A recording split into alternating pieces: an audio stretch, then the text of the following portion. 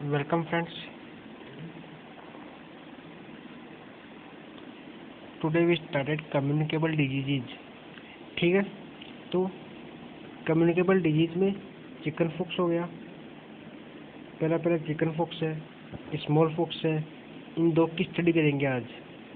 ठीक है, smallpox और चिकन पॉक्स। तो सबसे पहले आप चैनल को सब्सक्राइब कर दीजिए।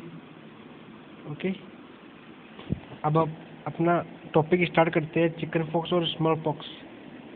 ठीक है गाइज, तो चिकन पॉक्स है उसका पॉजिटिव ऑर्गेनिज्म कौन सा? उसका वेरिसोला जोस्टर। ये याद रखना है, वेरिसोला जोस्टर। इसका दूसरा नाम है VZ वायरस। ठीक है, वेरिसोला जोस्टर इसका पॉजिटिव ऑर्गेनिज्म है। पॉजिटिव ऑर्गेनिज्म वो होता है जो इसमें डिजीज कोज करता है। इसके बाद में इंक्यूबेशन पीरियड है इसका 14 से 16 डेज।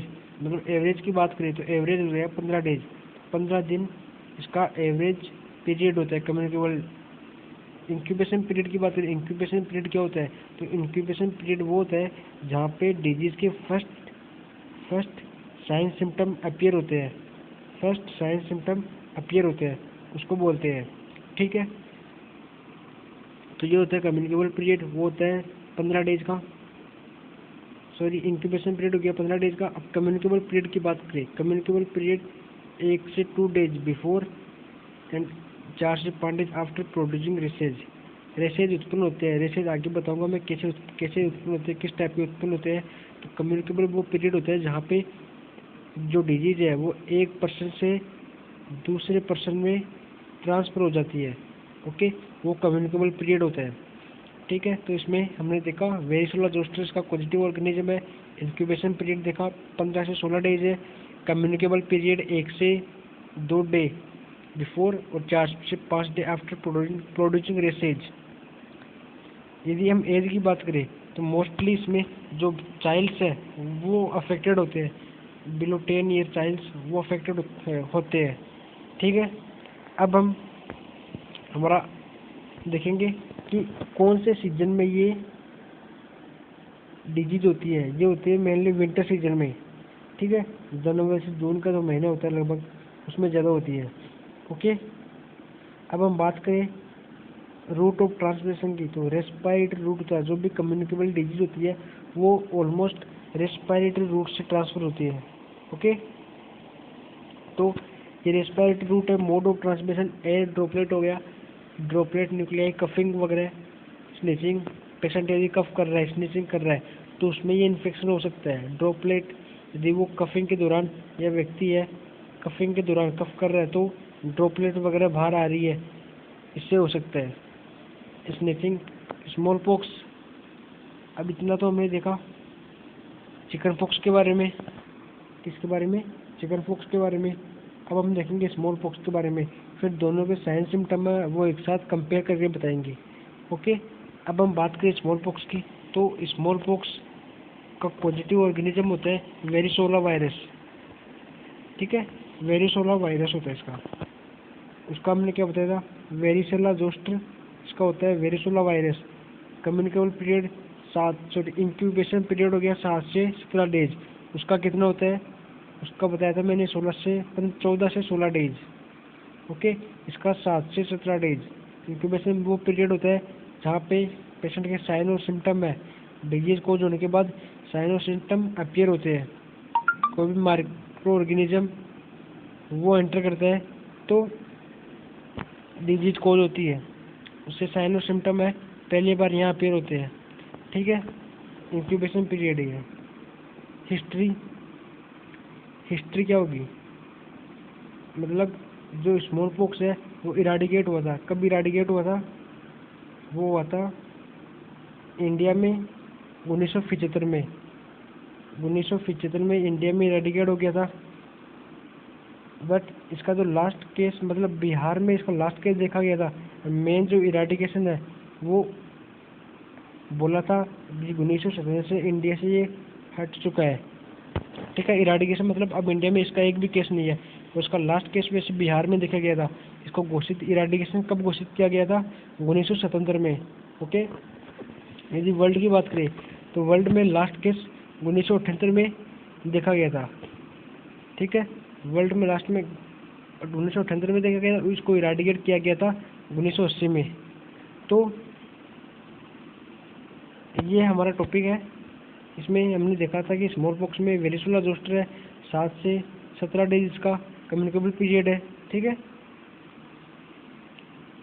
इंडिया में इसका लास्ट केस देखा गया था बिहार में, इराडिकेशन माना था इंडिया में 1977 में, लेकिन जो वर्ल्ड है, वर्ल्ड में इसका इराडिकेशन 1980 में WHO ने घोषित किया था। वैसे इसका लास्ट केस देखा गया था 1978 में। अब इसके साइंस सिम्टम की बात करते हैं तो इसका सबसे पहला साइंस होता है फीवर। ओके, स्मॉल पॉक्स का भी ये होता है, और चिकन ये इधर वाले चिकन पॉक्स के है, चिकन पॉक्स, और ये स्मॉल पॉक्स के है। ठीक है, तो सबसे पहला फीवर, दूसरा हेडेक, पेशेंट को हेडेक हो रहा है, तीसरा बैक एच, मतलब जो पेशेंट है उसको स्मॉल पॉक्स या चिकन पॉक्स से इन्फेक्शन हो रहा है, मतलब वायरल इन्फेक्शन है, वायरस से दोनों वायरल इन्फेक्शन हो रहा है।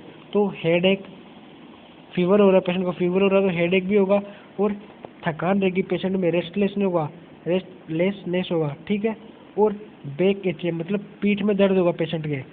ये इसके प्री इरेप्टिव साइन है, मतलब रेशेज उत्पन्न होने से पहले के साइन है, ये भी देख लो। ठीक है, ये रेशेज उत्पन्न होने से पहले के साइन है। बट अब जब रेशेज उत्पन्न हो रही है तब क्या होगा? ठीक है, तब क्या होगा, इरेप्टिव फेज स्टार्ट हो जाएगी।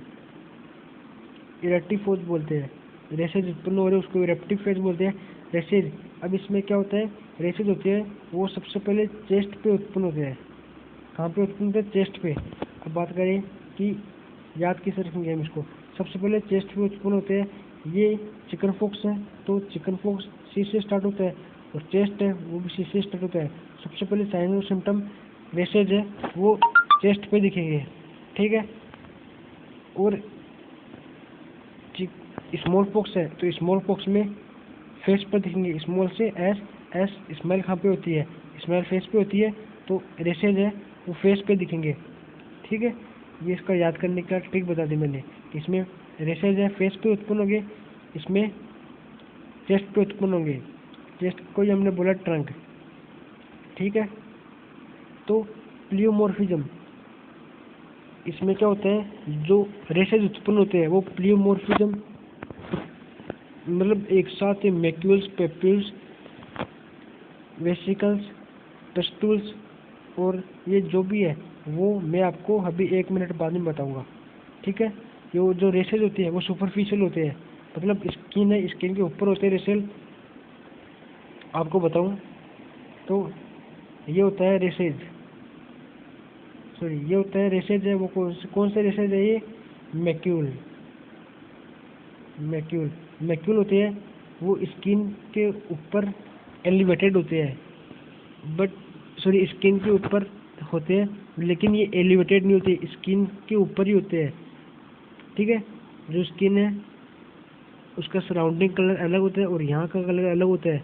ये नॉर्मली फ्लैट होते हैं। कैसे होते हैं? फ्लैट होते हैं, मतलब सिंपल होते हैं, एकदम फ्लैट होते हैं, और स्किन के कलर से अलग होते हैं। ठीक है, इसका जो साइज है वो 1 सेंटीमीटर से बिलो होता है। ओके, ये होता है पेप्यूल्स। ठीक है, ये पेप्यूल्स होते हैं, छोटे छोटे पेप्यूल्स है। इसमें स्किन से एलिवेटेड होते हैं, ये स्किन से एलिवेटेड होते हैं, 1 सेंटीमीटर से कम होते हैं, इनकी साइज होती है वो 1 सेंटीमीटर से कम होती है। ठीक है,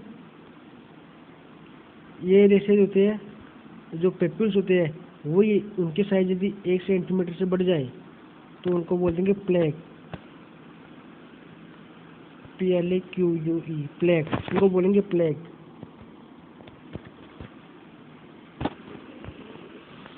ये होते हैं वेसिकल्स, जो क्लियर फ्लूइड भरा होता है इनके अंदर। हमने देखा है कि कोई भी बर्न हो जाता है तो बर्न पे वहाँ पे फाला वगैरह लग जाए तो वहाँ पे क्लियर फ्लूइड भर जाता है, वही होता है वेसिकल्स। तो उस टाइप की होती है वेसिकल, उनकी साइज होती है 1 सेंटीमीटर से छोटे रहे। जब इनकी साइज 1 सेंटीमीटर से बड़ी हो जाए, ठीक है, इनकी साइज 1 सेंटीमीटर से बड़ी हो गई तो इनको बोलते हैं बुलई।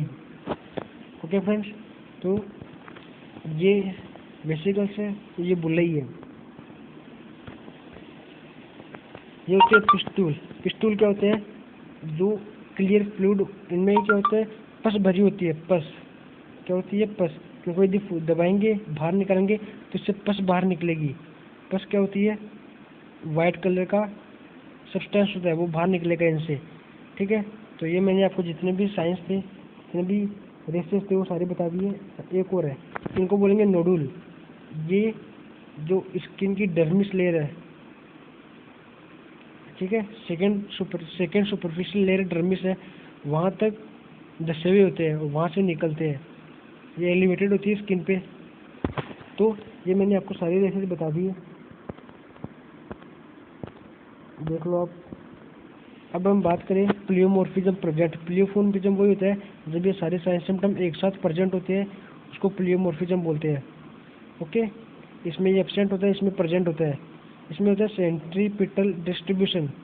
सेंट्रीपिटल डिस्ट्रीब्यूशन क्या होता है, उसके लिए आप समझिए। अब सेंट्रीपिटल डिस्ट्रीब्यूशन यदि पढ़ाएंगे आपको, तो सेंट्रीपिटल डिस्ट्रीब्यूशन में होता है, ये पेशेंट है कोई भी,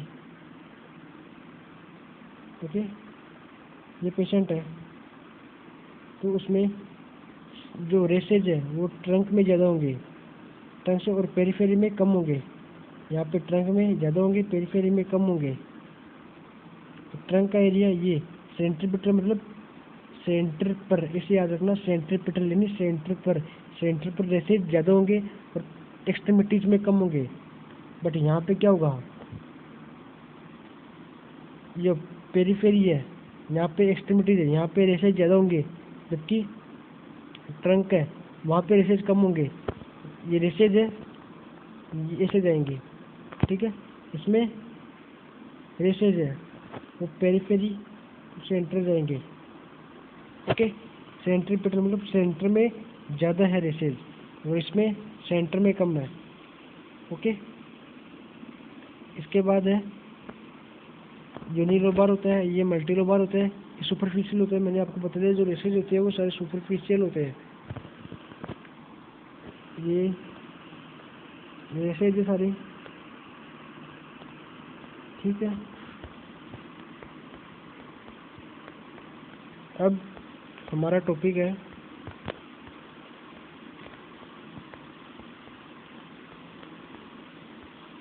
एक मिनट,